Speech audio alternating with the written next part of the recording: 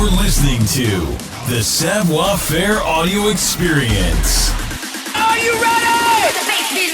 The Savoir Faire Experience is your guide to everything that has to do with lifestyle. From dating, rides, style, and entertainment. All brought to you by the editor of Savoir Faire magazine, Robert White. Anything goes on this audio experience. So, let's go. It's still the best. All right, guys, welcome to another episode of the Savoir Faire Audio Experience. Thank you guys for listening, following, subscribing, and sharing our content. We really appreciate you. I love to bring you very cool, interesting people, and today really is no exception. This is one of the most talented pianists that we're ever going to talk to, probably on this podcast or on the show. So, real excited to introduce you guys to Johnny Iguana. What's up, sir? How are you? Great. Good to talk to you. Yeah, well, I really appreciate you finding some time to, connect with us and talk a little bit about music and some of the things you kind of have going on and what you've done and where you're going and all that good stuff. So I always kind of respect these conversations as a musician myself, and I'm looking forward to kind of deep diving a little bit further into who you are. I want to kind of give you the floor right off the gate here and just kind of let you build a little bit of your timeline for us. So if you could kind of deep dive into, when music kind of started for you and how that switched, and just tell me a little bit more about that story from picking like your first piano lesson. I'm really looking for some good juicy things that most people don't know about you. Well, my mother and I started piano lessons the same day when I was 8, and she was in her 20s in the suburbs of Philadelphia. We got a piano, and we decided to do that. I don't really remember if I was told to take piano lessons or if I asked, but we did start together. And at the beginning, the way that my parents tell it is my mother was doing well and I was struggling a little, and then something clicked and my two hands started working really well together, and I got excited and I kept practicing, and she kind of felt like she was plateauing and she quit, but I kept up until I was 13. So I had 5 years of lessons, and then I started playing with other friends, and I found myself in bands by the time I was 14. And my mother happily remembers helping carry my speakers and taking me to band practice and stuff, because especially as later I ended up playing some really big stages and on really some really well-regarded recordings. She looks back with kind of nostalgia at those early days of carrying my speaker for me. But so I was in bands in high school, and I sort of started a tradition then of being in two groups at the same time. I always had like a rock band, and then my uncle had sent me some blues records. I really got into Chicago blues and learning all of that style of piano. And so ever since then, I really enjoyed playing different kinds of music. And then when I go back from one to the other, I call it kind of recalibration. I can feel like I can hear it and feel it better having stepped away into a different kind of musical language and then come back. So that started early. But then, I went to college at the University of Pennsylvania in the city of Philadelphia, and I was an English major, and I got my first job out of college in New York City writing the back covers of books. We call it cover copy. And I didn't know that I didn't really know what it would mean to be a professional musician. I don't think I thought it was possible. I had been, playing some paid shows here and there, but I was 21 and living in New York, and I just went out one night and ended up meeting a musician who had played in the Junior Wells band, and Junior Wells was a real particular hero of mine in the blues realm, and I played a lot of his songs in my band when I was a teenager. And he informed me that Junior Wells was coming to New York City the next night or later that week, and we went to that show, and it turns out they hadn't hired a piano player since his former piano player that I had met when I went out in New York City. And so I got a chance to audition, and I ended up getting that spot and moving out to Chicago. And so this was in the 90s when I was, fresh out of college, and there was a big blues boom going on at the time. And so we were touring all around. All of a sudden I found myself touring all around the world with a hero of mine. And, I always say now, when it's sometimes tough to fill a room because, COVID came and people are broke and it's sometimes hard to sell tickets. I always say when I joined the professional music world, I always used to say, what shows are? Shows are sold out. That's what shows are, because it was Mm-hmm. this big blues boom, and I was playing with kind of a living legend, and it was kind of a false introduction to the music business, where all I did was sign autographs and play packed houses and travel around the world, and then later on you find yourself playing taverns and like such. But that was a pretty exciting introduction, and then from there, sorry, from there I got to play with some other really big names in blues.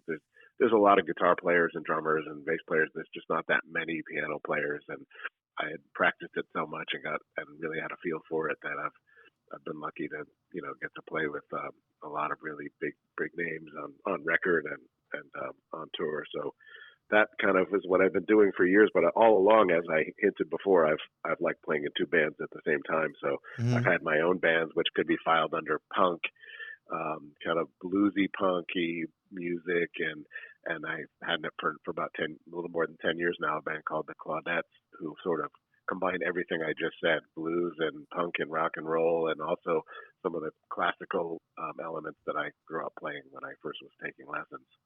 Yeah, that's so cool, man. I looked at the Claudette stuff this morning too, and I was like looking around at some stuff. So I saw that, which is very cool. But what a unique story to kind of start a career. And I think even as an artist, you have to kind of step back and realize like there's a very, very interesting story there. Like learning piano with your mom, not sure if it was like, like you said, you were told to, or if it was just a natural thing that you wanted to do with her.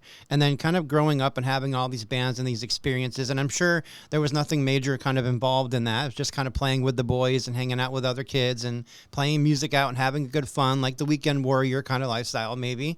And then out of nowhere, you get this opportunity to work with Junior Wells, which is like a massive, in the Chicago scene for sure, but internationally, like one of the biggest blues guys, harmonica player, recording artist, like amazing.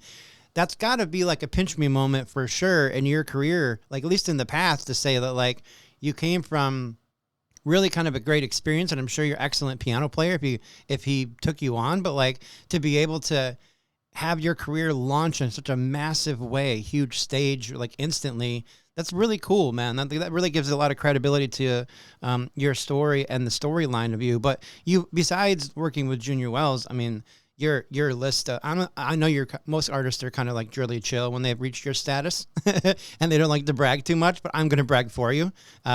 Buddy Guy, Johnny Winter, Mick Jagger, Keith Richards, Derek Trucks, James Cotton, Carrie Bell, Coco Taylor. Like these guys are legend people in the music industry, and you've rubbed shoulders and played with them. So, I mean, we're definitely talking to a legend as far as pianos go today, but your experience just speaks for itself. You've had some really, really great things happen in your career.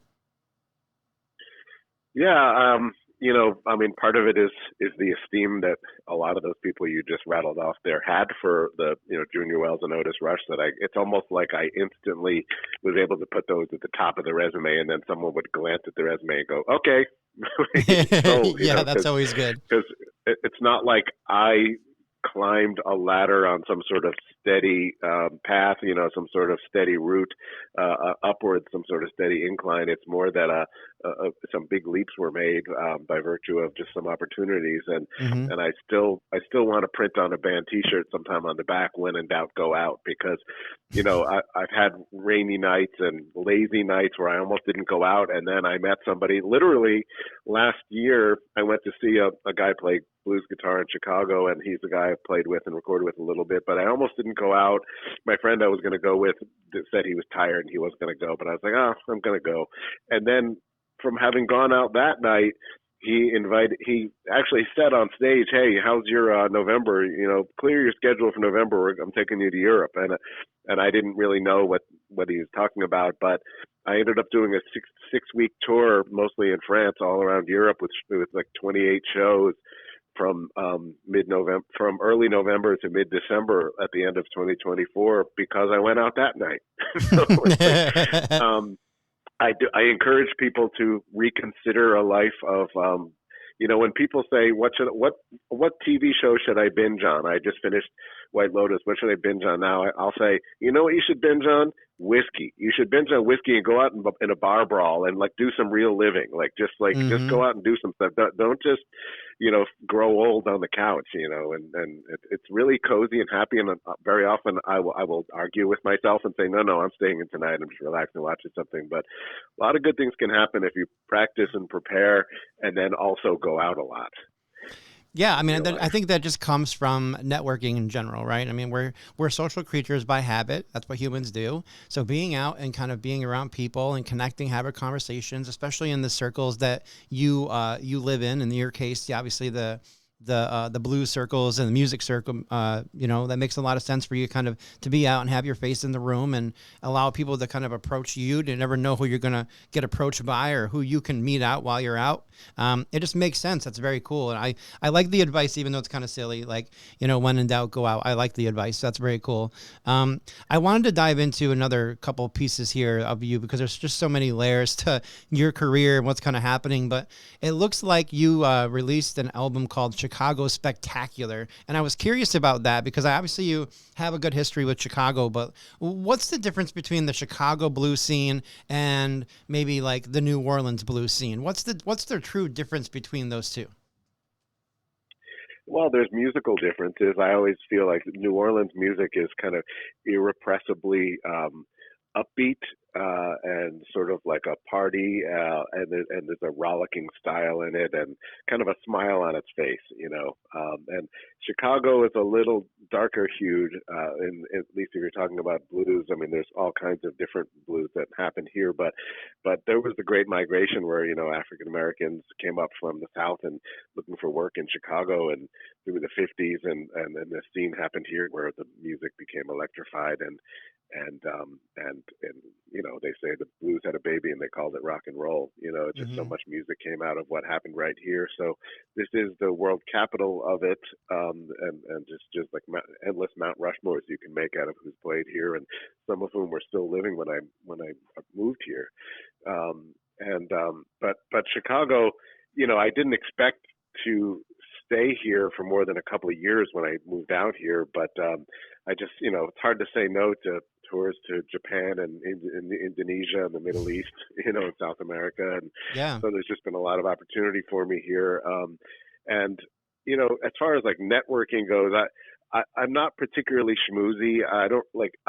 People advise me for years to live in LA or live in Nashville because that's where the a lot of the music industry has been, and depending what angle you come at it, at which you come at it, whether it's screen composing in particular or songwriting for others, you might want to be in LA and then you might want to be in Nashville. But I lament sometimes that there's I don't have the personality or the wherewithal to go to those places and relocate and do what's smarter for the career. I just have a happy, good life here, and I have a organ and a piano and 2 vehicles here, and so I'm here, and whatever happens from here is good enough for me. But what I do is I sit there and practice piano all the time because I realize I don't really want to carry my equipment and do the driving forever. I want other people to do that. So if you want to really, really even keep escalating and have the dream of the touring life and music life, practice. And every time I do practice, I come away with a very sunny outlook because I have a collaborator who I compose with, and sometimes we're really kind of aching for more great jobs and success. And then we also say to ourselves, whatever comes of this, the time we're spending right now doing this has so much value. It's such a great way to spend your hours and weeks and years that it's great. We're totally satisfied with it. And any kind of feeling of success is almost a bonus. Yeah, that's cool. And I like that you kind of described the way that the differences between like the Louisiana blues and Chicago blues and stuff like that, which is kind of cool. And I just said Chicago blues out loud. And I know it's a TV show, but that's not what we're talking about. So, but either way, like it's really cool. I saw the Chicago Spectacular album that you released and was listening to a little bit of that music this morning before we connected, because I really just wanted to kind of hear your style and a little bit of like your message, which is kind of cool. I wanted to talk to you about this song or the track that's on that album called 44 Blues. It really does have like this there's a bunch of layers there, and I'm a musician as far as playing a guitar, and I use song lyrics to put my message into the world. And as a musician, I would assume that like speaking to an audience through your instrument, which is really your words, is so unique. And so I wanted to dive into 44 Blues and just ask you like, what's the track about? What's the message? What was on your mindset when you actually wrote this track? Well, I didn't. That song, like all the vocal songs on that album, are blues classics that we picked. We decided. The producer and I, who's a friend, wanted to make an album that was kind of a celebration of Chicago blues piano cool. And its Okay. great practitioners. So all of the vocal songs on there are classics that had different blues piano players from the past, and we kind of picked one per piano player, and then it had a poster inside with images of all of them that a friend did, who's a great illustrator. All the instrumentals on there are originals. That song I never would have written because it's about killing someone with a gun.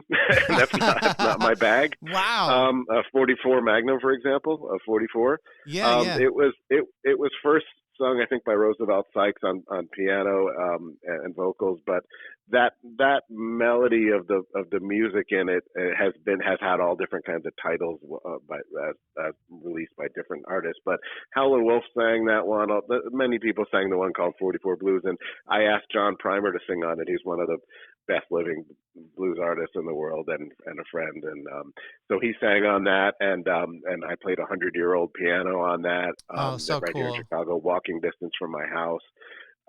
And we had Kenny Smith on. Actually, that's Michael Caskey on drums on that one, who's the drummer in the Claudettes. But otherwise, on that album, we had Kenny Smith, whose dad was in the Muddy Waters band, and Kenny himself is one of the best known blues drummers in the world right now. And so that album is as it says, a grand and upright celebration of Chicago blues piano. But all the vocal tunes are kind of new versions of piano-centric blues classics. Okay, well, thank you for correcting me because I was wrong. I didn't know. I don't know the genre that well, so I really appreciate you kind of educating me on it. But yeah, I was like, I was really kind of into it, and I'm giving credit to you on this. But I mean, obviously, you played piano on Chicago Spectacular, but now I have to go do a deep dive on some of the original stuff. So you're going to send me down the blues rabbit hole today, which is awesome.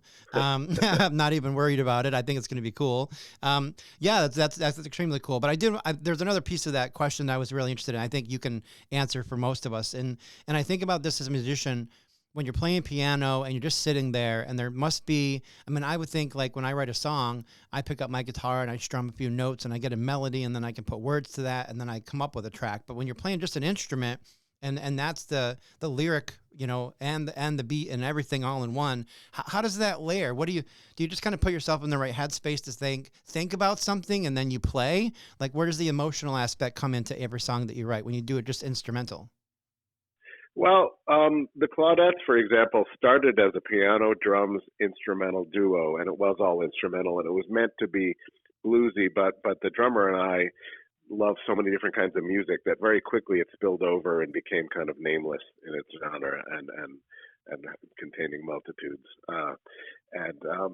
We kind of used some trippy slapback echo and had shades of punk, but also shades of old Tin Pan Alley stuff, definitely some classical flourishes. So and even if it sounds like, what a wacky combo you concocted there, it's like, it's not that at all. It's just basically when you just let yourself come out, and we all, we might file ourselves under a certain kind of music lover, but generally speaking, I think we've all fallen in love with songs that could be classified under many different genres, and so the Claudettes started instrumentally, but wide-ranging beyond the blues concept that where it started.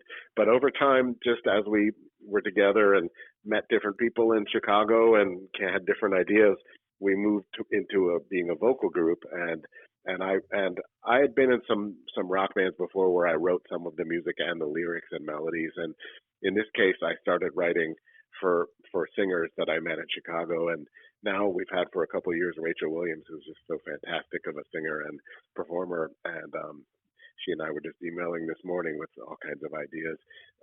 So I often keep a journal, and I'll have just ideas that are written down without any sort of melody, just more writings, just more like prose. And then kind of turn it into lyrics and then turn it into melodies and match it with music, or sometimes I'll start with the music and then add a melody and find words, or add words and then find a melody. But I don't have one way to do it. But sometimes it feels like a bit of magic, where three songs will occur to you in 2 weeks, and then nothing for 4 months or something. You know, it is hard to just turn on the spigot. But when you're surrounded by such great musicians and people like this, and you start to write sort of for them, and you just envision what it would sound like, and you get pretty, I find myself getting pretty good at that, of writing for the particular human beings who happen to be in your orbit at that time, and that's kind of a main motivator now. Yeah, that's cool. I like some of that aspect too. Like when you're actually in a band and there's a different kind of environment, you got some people you can, like you said, write for, which is kind of cool, because you're going to recognize that certain people are going to play an instrument a certain way, and you can adjust your playing or what you're creating to kind of fit that. And then when they hear it, if it really clicks with them, then they'll bring their own little flash to it, which is what I like to hear a lot of times when I talk to people that are in bands even. Is, I talk to a lot of the writers or the lead singers or whatever, and they really are putting some stuff down, taking it to the band, and then it takes on a new life. It becomes something completely different. It goes from, being like a Johnny Iguana thing to now it's a Claudette's thing. And I really love that transition that happens and the change that happens. It'd be cool to see that process more live, on YouTube channels and things like that. I think that'd be a really cool kind of category to watch people develop something and then see the end game of a song being released or a track, which is very cool. And I think the Claudettes was cool music too. I was listening to some of that stuff this morning too, just to learn more about you. But one of the reasons why we were really connected today was to talk about this new album that you have coming out, which looks amazing. I listened to, I think, a little sneak peek of it today, which I can't release because it's not coming out till April 11th. But Johnny Iguana at Delmark, that's is that the studio in Chicago, like really legendary studio? Is that where this was recorded? It's a record label and a studio. So there's okay. there's one complex that is the studio, offices, and archives, but also has a fully functioning recording studio, and it's the longest running such entity in Chicago, and it's one of the oldest continually running jazz blues labels in the world. I mean, it's been around now for like 70 years or something, and yeah. So it's also the label that Junior Wells released his classics on, and Otis Rush, who I got to play with some, and Magic Sam. So some of my original inspirations to find and love that music. Now I find myself putting out my second record with that iconic Delmark stamp on it. So it's very satisfying for me. And so I went into that studio because they asked me to do some test recordings on the piano, because they had refurbished their old tape machine there. And when I got there, they said, actually, we'd like to make a solo Johnny Iguana piano album, all single takes, no edits, all straight to analog tape on their 1917 Steinway piano. And it really, kind of fitting into a legacy they have of such recordings of solo blues piano. There's like 70 something years of such releases. So that was quite an honor. And it just so happened that I had been practicing and playing a lot. So I just went into the room with the piano and they hit record. And then I came back 2 other afternoons, and that was the album. That's really, really cool, actually. I've heard of stories like this before, actually, where like legendary artists have just sat down in a studio to kind of play around, and they want to hear themselves back, and then the sound guy records it so well that or the artist is just so amazing that it turns into this exact situation where it becomes an album, gets released, and it's super raw. It's one take. It's like, if there's ever a blooper in playing piano, I guess those things are recorded and put into the album, which makes it so unique to me, which is why I even do my podcast show that way. Like, I don't want to edit and fluff out everything that we're talking about. I want to have it to be, a really authentic, real conversation. And so it makes a lot of sense to me that this is a cool experience to have this be like a real authentic experience, listening to you, just sit there with you and your instrument and kind of put your heart into some of this stuff. So what kind of tracks are on this album? Can you give me a little information about the message of it and what kind of what kind of headspace you were in when you were recording it all? Well, I just realized how sort of meta one element of it is, which is that the last track on there is by Jay McShann, who was a famous Kansas City band leader and piano player, and he had a song called "Roll 'Em" that I've been playing live, "Roll 'Em," and it's a really really fast piano blues in the key of C, and I like to play it live, and I actually found it on a record that was made under the same circumstances as this record, because Jay McShann was apparently in France, as was T-Bone Walker, an iconic, blues innovator on guitar. And I don't think they had recorded before, but they both found themselves in France, and I think they just teamed up with just a French drummer while they were there, and they just hit record, and it was just a kind of a document of them meeting up in France. And and yet to me it was a classic because my dad had it, and I took it from him, this vinyl record, and it's not it's not a famous record, but it is like a really interesting story of just two different icons just meeting by chance in France, and someone hit record. So this me doing that one was kind of a little bit of a shout out to how that happened, just not in terms of me being on the stature of those guys, but just how it came out almost extemporaneously, the whole recording. But so there's that, and there's other blues classics on here, but I also had been working on some new compositions that were brand new, and so when I recorded them, the paint was still wet on them, and on those compositions. And then there were some other songs that I like to play live that I kind of do my own solo piano versions of, everything from Chuck Berry to AC/DC, and Neil Young are on there. So it's kind of, most piano albums there's a certain repertoire people tend to repeat. And I was a little bit worried that like mine was going to come off as like, what is this? Because it is a solo piano album in a tradition, but my song selection and my own compositions make it definitely different. But of course, it's very important. What's the point of making a recording that's already been done? And probably yours won't be as good as the one that was already done. So you need to, be yourself and relax and try to just speak fluently. I like the idea of it. I mean, clearly it's a different environment from sitting at home in your own space on your piano and kind of vibing with yourself and being in a studio, knowing potentially in the back of your head that you're being recorded.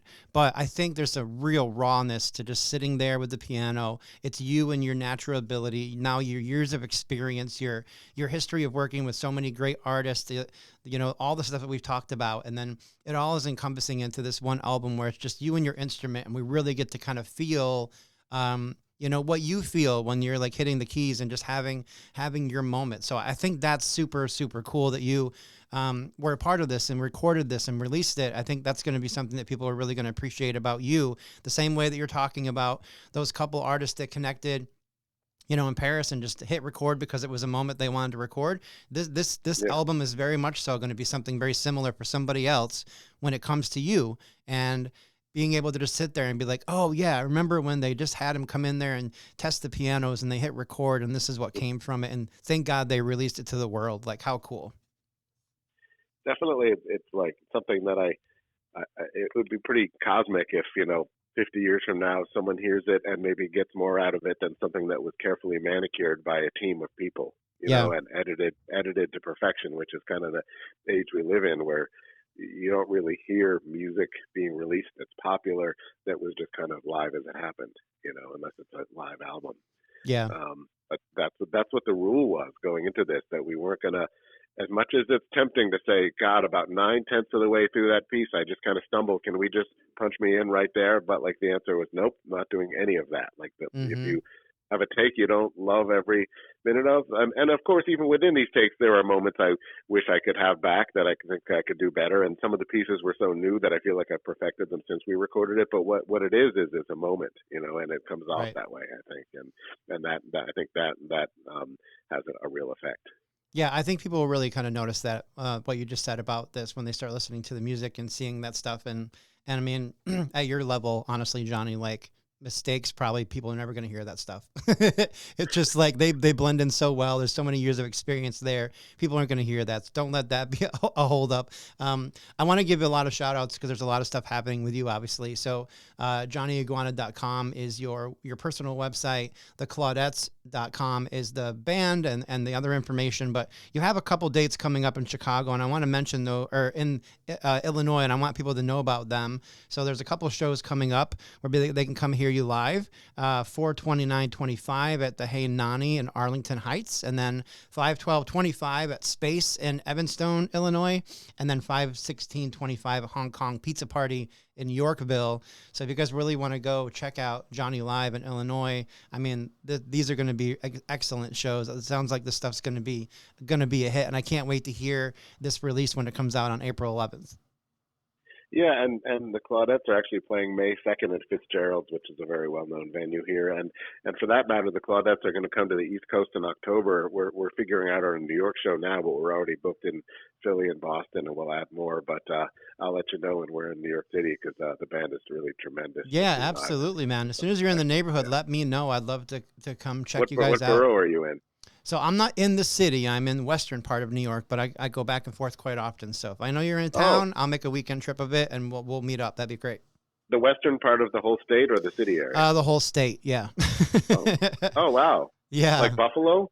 Yeah, a little south of that area, but yeah, that's exactly where I'm at. So in the Finger Lakes region of New York. I've played a lot in Buffalo and Jamestown, and yeah. Yeah, so very cool. Sure well, I want to thank you again, Johnny, for your time today. This has been an excellent conversation. I really appreciate you connecting with me, and I really can't wait to kind of get this out there as far as we can go and let people know about you. So I really appreciate it. I really thank you so much. Thank you for listening to the show. Please take a minute to head over to www.savfair.com and subscribe to our publication.